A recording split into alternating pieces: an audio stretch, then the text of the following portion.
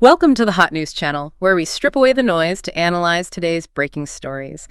It is January 20th, 2026. And if you're feeling a sense that the world is, I don't know, tilting on its axis today, you are definitely not the only one. No kidding. We usually start these deep dives talking about long-term trends, things that play out over months or years. But today just feels different. It's like a gear just snapped. Exactly. It feels like the brakes just failed. I think historians, they might look back on this specific date, January 20th, 2026, as a real pivot point. This might be the day the old world order didn't just crack, it audibly snapped. It's the cold open to a new chapter, and frankly, some of this stuff sounds like it's pulled from a political thriller. We have to start with this Greenland ultimatum. Which sounds like a punchline to a bad joke, doesn't it? It does, until you look at the hard data. And the data suggests this could be the end of the NATO alliance, as we've known it for, 75 years? And that's not even the whole story. On top of that, we have the shadow wars just imploding. Yeah. Two failed coup attempts in 4 weeks. In Venezuela and Iran. Right. And the failure is exposing some massive blind spots in U.S. intelligence and, frankly, capability. And then to bring it all home, we're seeing paramilitary-style raids happening in Minnesota. We have the death of a U.S. citizen, a woman named Renee Good.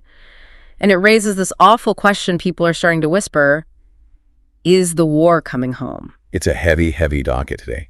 You're here with the raw files, the numbers, you're the fact finder. Yeah. And I'm here to try and connect these dots and figure out what it all actually means for your future. Okay, so let's just dive right in. Segment 1, the Greenland crisis and the tariff war. This ultimatum, let's unpack it. We have reports discussed by the analyst Kyle Lanzalone laying out an incredibly specific, very hard deadline from the Trump administration. And that's the first thing that stands out. Usually diplomatic pressure is vague, Yeah. There will be consequences. Mm-hmm. This is not vague. There is an itemized invoice. Not at all. The hard data is this.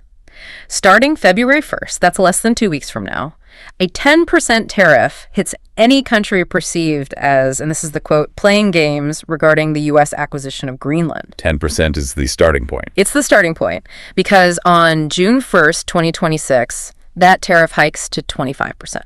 Okay, let's just pause on that number for a second. 25% on your allies. That isn't a trade negotiation. No. That's economic shock and awe. That's a deliberate attempt to break an economy, to force a political outcome through brute economic force. And we should be clear about who's pushing this. You have Scott Bessent, the Treasury Secretary, who is the main architect of this economic strong-arming. And he's framing it, get this, as the price of peace. Which is, that's a fascinating, almost Orwellian turn of phrase, isn't it? The price of peace looks an awful lot like a trade war. It looks like a shakedown. It is. Yeah. The logic seems to be you want the American security guarantee. You want the umbrella. Fine. You pay the toll. And right now, the toll is your silent consent to American territorial expansion. And it's getting incredibly personal. I want to zoom in on this wine war. This isn't a broad threat. It is aimed squarely at one person, French President Emmanuel Macron. Right at his political heart. The threat on the table is that if Macron refuses to join this new body Trump is proposing, the Board of Peace, then a 200% tariff is ready to be slapped on all French wines and champagnes. 200%. I want to make sure people really understand what that means. That doesn't make wine more expensive. It deletes the industry's single largest export market overnight. Gone. You're talking about vineyards in the Bordeaux region that have been selling to Americans for a century. Suddenly, their primary customer base vanishes. It is an economic gun to the head of the French agricultural sector. So you'd expect, in the face of that, a unified European front, right? A wall of defiance saying we will not be bullied. You'd hope so. But that is not what we're seeing. We have some leaked information discussed by analyst Alex Christoforou that paints a very, very different picture behind the curtain. Oh, these leaked text messages are. They're just painful to read. If you believe in the idea of a strong, unified Europe, they completely gut the public posturing. They really do. We're looking at messages between Macron and the NATO Secretary General, Mark Rutte. And the tone of these messages, how would you even describe it? It's sycophancy. It's desperate. Rutte is signing off his messages with, yours, Mark. Yours, Mark.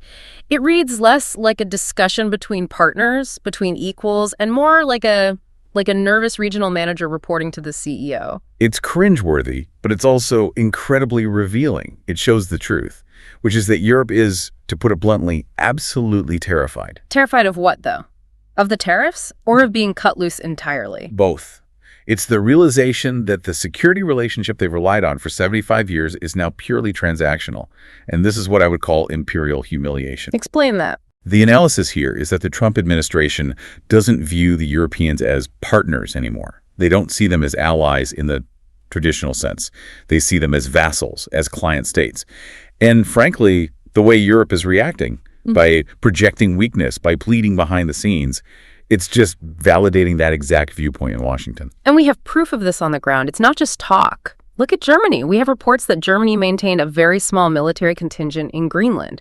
We're talking maybe 11 to 13 soldiers. A token force. Yeah. A symbolic presence, basically to say, we are here, this is international territory. Right. But within 44 hours of this tariff threat being made public, Germany pulled them out. 44 hours? Didn't even posture. They didn't release a statement condemning it. They just packed their bags and left. That's a total unconditional surrender. It's a complete collapse of European resolve. It signals to the White House that this strategy, this bullying, works. So that brings us to the big question. Why? Why Greenland? Is this really just about some rare earth minerals and potential oil deposits? Is it worth blowing up the entire Western Alliance for that? Well, that's the surface level story you'll read, right? Huh? Resources. And yes, it's true. Greenland has vast, vast deposits of rare earth minerals, the kind you need for every piece of modern technology. Phone batteries, microchips, advanced military hardware. China currently dominates that market. So this is about breaking that monopoly. That's the argument. But if you listen to analysts like Mark Sloboda, that explanation doesn't actually hold water when you scrutinize it. It's a pretext. Why not? The strategic denial of resources seems like a pretty standard geopolitical move. Because the United States already has all the access it needs for military purposes. We have the Thule Air Base, which is now called Patuxent Air Base, up in the high north of Greenland. That's been there since a 1951 treaty with Denmark. And from there we can do what? Anything. We can fly strategic bombers over the pole. We have our most advanced missile tracking radar systems there. It's a critical node in our strategic defense. We don't need to own the deed to the land to project power from it. The military access is already secured. So if it's not a strategic military necessity, what is it? According to Sloboda, it's about two things: legacy and ego. This is a pure 19th century style territorial expansion. Think McKinley and the Spanish-American War. Think the Louisiana Purchase. He wants to buy a country. He wants to change the map. It's not about the strategic value in 2026, it's about the visual. He wants school children in 50 years to look at a map of North America and see Greenland in the same color as the United States.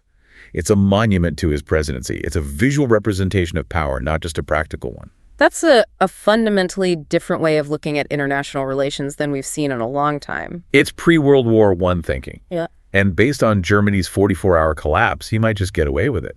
Which brings us to the mechanism he's trying to build to manage this new world. If NATO is being deliberately weakened, something has to replace it. Segment 2.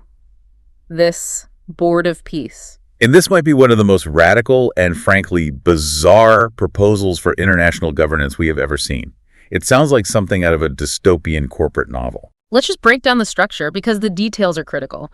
We have Ambassador Chas Freeman, and this is a man who knows global diplomacy inside and out, describing this proposal as a direct replacement for the UN Charter. Not a supplement to it, a replacement. Sidelining the United Nations entirely for this new body. And a privatized body. At that, this isn't a gathering of nations in the traditional sense? No, and the barrier to entry is, well, it's unique. It is literally pay to play. The reports state the entry fee to get a seat on this board is $1 billion. Wait, just let's be clear. $1 billion cash just to get a seat at the table to discuss peace in Gaza. That's the proposal. It turns global diplomacy into a members-only country club. But the price tag, honestly, isn't even the most shocking part. The real kicker is the decision-making process. The fine print. Right. All decisions made by this Board of Peace are subject to the approval of Donald J. Trump personally, not the office of the President of the United States, him as an individual. And crucially, the documents don't specify any term limit on his authority within this body. None at all. His veto power could theoretically extend beyond his presidency. If we connect the dots here, what Ambassador Freeman is describing is the complete privatization of international law. It's an attempt to substitute the entire post-war UN system with what he calls a Trump dictatorship over Gaza specifically, but it would set a terrifying precedent for the rest of the globe. The new rule would be international law is whatever the board decides. And the board does whatever its chairman says. It's that simple. It removes any pretense of international consensus or legal frameworks. So who's buying in? We know it's facing some rejection.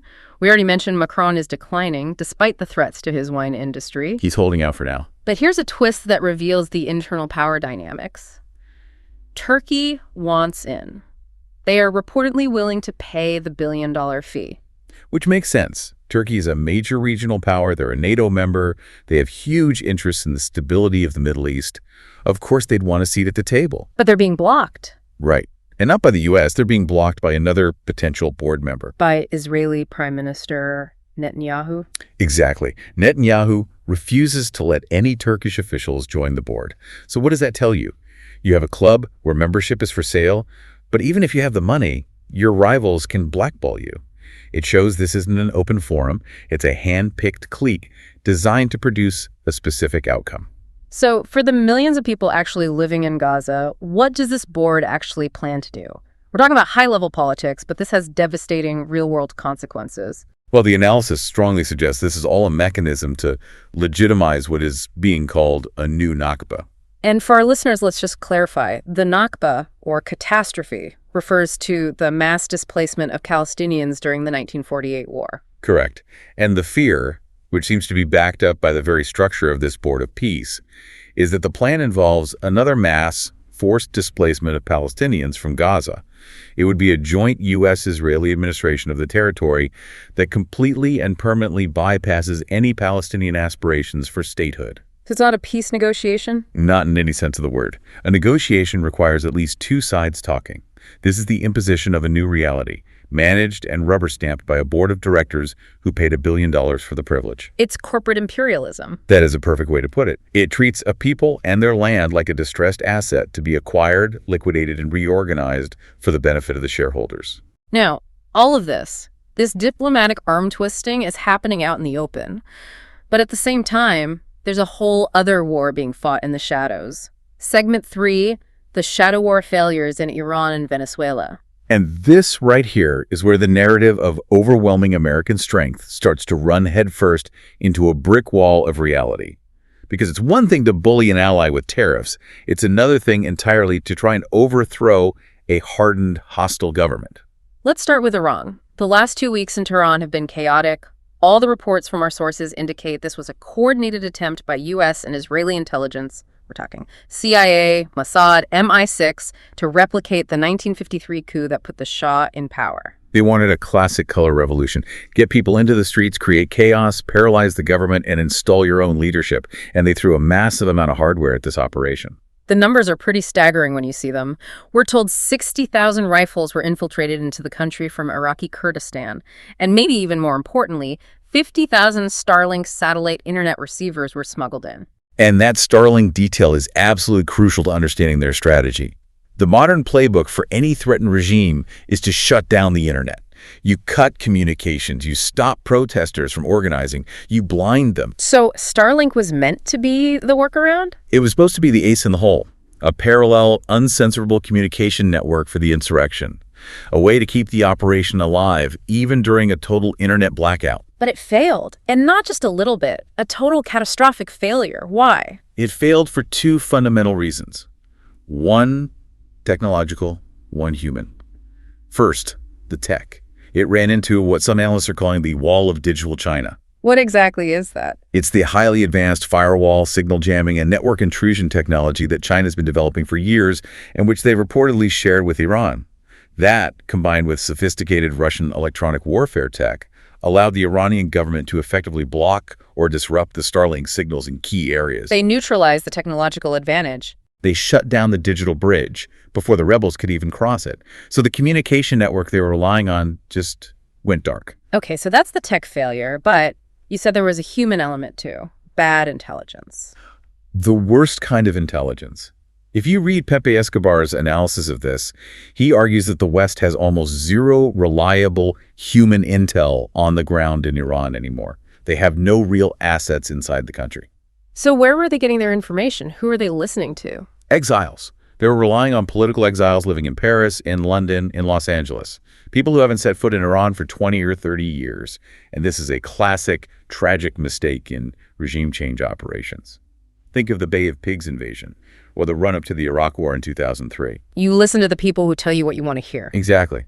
You listen to the exiles who are desperate to get their country back, and they tell the CIA, oh yes, the people are ready. They will rise up and greet you as liberators the moment the first shot is fired. But these people have no connection to the reality of life on the streets of Tehran in 2026. And the tactics used by the rebels on the ground seem to have backfired horribly. The reports mention ISIS-style brutality, things like beheadings in the streets. Which was a catastrophic miscalculation. Yeah. It completely and utterly alienated the local population. Look, let's say you're an average Iranian. Maybe you don't even like your government. Yeah. But then you see these so-called liberators dragging people out of their homes and beheading them in public. Are you going to join them? No, you're going to lock your door and hide. You're going to run from them. The operation wasn't seen as a freedom movement. It was seen for what it was, an imported insurrection using the tactics of the most reviled terrorist groups. It wasn't organic. It was an invasion by proxy, and it failed.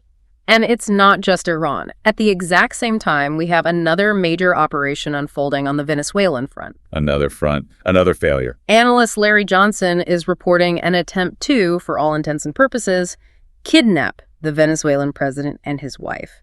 We saw the USS Gerald R. Ford, a massive aircraft carrier positioned in the Caribbean as this was happening. The official line is always about restoring democracy or securing the oil supply, which of course is a factor. But the hidden truth, the deeper strategic goal here, is about enforcing the Monroe Doctrine. It's about kicking Russia and China out of America's hemisphere. But you have a different take on this. You don't see two major operations as a sign of strength. No, and neither do the analysts we're citing. This isn't a show of strength, it's a show of weakness. Think about it. This entity, which some call the Empire of Chaos, is flailing. To launch two major high-risk regime change operations in the very same month. It looks desperate. It looks incredibly desperate. And to have both of them fail so publicly. It sends a signal to the rest of the world that the U.S. is trying to bend the arc of history back in its favor by sheer force, but the arc is snapping back in its face. It's a clear sign that the old playbook, the 1953 CIA coup, the gunboat diplomacy, it just doesn't work anymore against modern adversaries who have access to Chinese technology and Russian support. So we have these spectacular failures abroad. But what happens when that same machinery of aggression, that same mindset, turns inward? Which brings us to segment 4, the domestic war on ICE and civil liberties. And this is where the story, for me, gets truly chilling. Because the tools of empire, without fail, always eventually come home to be used against your own citizens. We have to start with the Renee Good incident in Minneapolis. This is a hard, factual data point that you just can't ignore. We have reports of ICE agents breaking down the door of a naturalized U.S. citizen, dragging her out of her home half naked into sub-freezing temperatures. And this raid, this action, directly resulted in the death of Renee Good, a U.S. citizen. Exactly. And what's fascinating is the narrative war that erupted around this. You had some media outlets pushing this bizarre concept of a liberal ICE as if to soften the blow, the idea that there's a nice, more progressive way to conduct paramilitary raids on citizens. The reality on the ground is just that. The militarization of domestic law enforcement. When you start treating immigration enforcement like a counterinsurgency operation in a foreign country, you are going to get casualties. And Renee Good was a casualty of that mindset. And it's not just the physical raids, it's the legal warfare against any form of dissent. This brings us to the Don Lemon case. The former news anchor is now facing potential federal charges for protesting at a church. This is a headline that you have to read 2 or 3 times to believe it's real. The details are key. An IC director is a pastor at this specific church.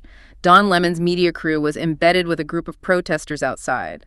A group called the Center for Baptist Leadership then released edited footage accusing him of disrupting a religious service. But it's the legal tool they're trying to use that is so shocking. The analysis we're seeing points to the weaponization of the FACE Act. The Freedom of Access to Clinic Entrances Act. Right. A law from the 1990s that was specifically designed to stop anti-abortion protesters from blockading clinics. The irony here is just dripping. A law created to protect access to abortion is now being considered for use against left-wing protesters at a church. They're turning the law completely on its head. So what has been the response from the political opposition? We have Senators Chris Murphy and Cory Booker on record calling for better training for IC agents and mandatory body cams. And this right here is a fascinating and, frankly, depressing example of political failure. The critique is that by making those demands, they're essentially asking for a polite Gestapo. That is a very heavy phrase. It is, but let's examine the logic. They aren't challenging the fundamental constitutionality of the force. They aren't saying, stop these no-knock raids on citizens. They're asking for the agents to be better trained while they do it. It has the effect of legitimizing the action itself by focusing the debate on reforming the procedure. It's negotiating the terms of your oppression rather than opposing the oppression itself. And while this is happening, free speech is facing a new kind of technological crackdown. We have reports from the outlet Due Dissidence about the Anti-Defamation League using a sophisticated automated system to scan complaints. This is the industrialization of lawfare. They reportedly have 50,000 lawyers on standby. The system can scan complaints and generate lawsuits almost instantly. It's automated legal warfare. Just try to imagine that. A machine that constantly scans the internet for anything its algorithm defines as defamation or hate speech, and it instantly generates a legally sound court filing. How does an individual fight that? Yeah. You're buried in legal fees before you can even find a lawyer. It creates a massive chilling effect on speech. And we are seeing the Attorney General, Pam Bondi, using that same FACE Act, the one from the Lemon case, to sue anti-Israel protesters for intimidation. And the definition of intimidation being used in these lawsuits includes cheering and chanting. The context here is everything, though. Where were they chanting? They were at synagogues where real estate events were being held to sell land in the West Bank. Okay, so let's get this absolutely straight. You have real estate sales for land in an occupied territory, an act that is illegal under international law taking place inside a house of worship. And the U.S. government is using a law designed to protect clinics to sue the citizens protesting those sales. On the grounds that their chanting constitutes intimidation. That is the legal reality being enforced. It's a massive contraction of civil liberties, it's being automated by powerful scanning systems, and it's being backed by the full power of the Department of Justice. The message is clear. Protest is fine as long as you're quiet and as long as we don't decide to sue you into bankruptcy for it. It really feels like the walls are closing in. Abroad, the old tools of influence are failing. At home, the grip is tightening. Which leads us perfectly into segment 5, the geopolitical pivot, the definitive end of the old order. And the most powerful signal that the old order is truly over isn't coming from our traditional adversaries. It's not a declaration from Moscow or Beijing. It's coming from our quiet, reliable neighbor to the north. From Canada. When Canada starts to sound like a resistance movement, you know the world has fundamentally changed. Absolutely. We're talking about a speech given at the World Economic Forum in Davos by Mark Carney. This is the former head of the central banks of both Canada and England. He is the absolute heart of the Western financial establishment. And he dropped a line that I think will define this entire year. He said, "Nostalgia is not a strategy." Nostalgia is not a strategy. We are taking the sign out of the window. We know the old order is not coming back. I mean, that just gives me chills, taking the sign out of the window. That is Canada officially declaring its independence from the American-led order. It's them saying, we are moving on. We have to look out for ourselves now. And it's not just words. They are backing it up with steel. Canada is making massive new investments in submarines. They're putting boots on the ice in the Arctic. Why?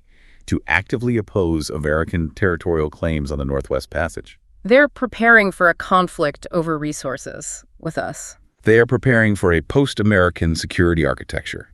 An ally, perhaps our closest ally, is realizing they need to be able to defend themselves, potentially from American bullying. And while we're busy alienating Canada, let's look at the reality for Russia and China. Hard data again. China hit a record trade surplus in 2025. They've built an economic fortress. They spent years insulating themselves from this exact kind of economic pressure. And Russia. They're openly trolling NATO about the Greenland situation. But on the actual battlefield in Ukraine, reports indicate they are achieving battlefield dominance. They're taking out Ukraine's energy infrastructure with, apparently, 1,000 drones a day. The contrast could not be more stark. The U.S. is fighting these symbolic, ego-driven battles over Greenland and failing at clumsy coups. Meanwhile, Russia and China are consolidating real, tangible power, economic and military. They're building their world while the U.S. is scrambling to hold on to the old one. So what's the economic fallout from all this for us? This is the part that will eventually hit every single person's wallet. Sean Fu's analysis suggests the European Union is now seriously considering the nuclear option of international finance. Which is dumping their holdings of U.S. dollar assets. Right. We're talking about a potential $10 trillion. If the EU, our largest trading partner, decides to dump $10 trillion in assets because they see the U.S. as an unstable partner, what does that do to the value of the dollar? It's the beginning of the end for the dollar as the world's undisputed global reserve currency. If that much money floods the market all at once, the value of the dollar plummets. Your savings, my savings, they're worth less. The price of everything imported skyrockets. It's runaway inflation. The weaponization of the dollar through these sanctions and tariffs is ultimately what will destroy the dollar's global standing. We are sawing off the very branch we're sitting on. Okay, let's try to bring this all in for a landing. It's a lot to process. What is the single takeaway from this cascade of events? The pattern is just. It's undeniable at this point. You have these failed, desperate coups abroad. You have paramilitary raids and the deaths of citizens at home. And you have the deliberate economic alienation of our oldest and closest allies. So the hidden truth here isn't that the American empire is expanding despite the dreams of painting Greenland a new color on the map? No, not at all. Yeah. It's cannibalizing itself. It's lashing out in its decline. January 20th, 2026 might be the day the rest of the world looked at Washington, saw the chaos, and collectively decided it was time to move on without us. They're realizing the U.S. is now an unstable partner, and they're starting to make other plans. That is a profoundly sobering thought. Nostalgia is not a strategy. It's not. And for our own sake, we need to stop being nostalgic for a world that doesn't exist anymore and start dealing with the world as it is. Well, on that note, we are going to have to wrap this deep dive. This was a heavy one, but a necessary one. If you found this analysis valuable, if it helped you connect some of these dots, please hit the plus or follow button on your podcast app and give us a like. And subscribe to the Hot News channel for more deep dives. We're going to keep tracking every angle of this story because I have a feeling we're only in the first chapter. Until we meet again, goodbye.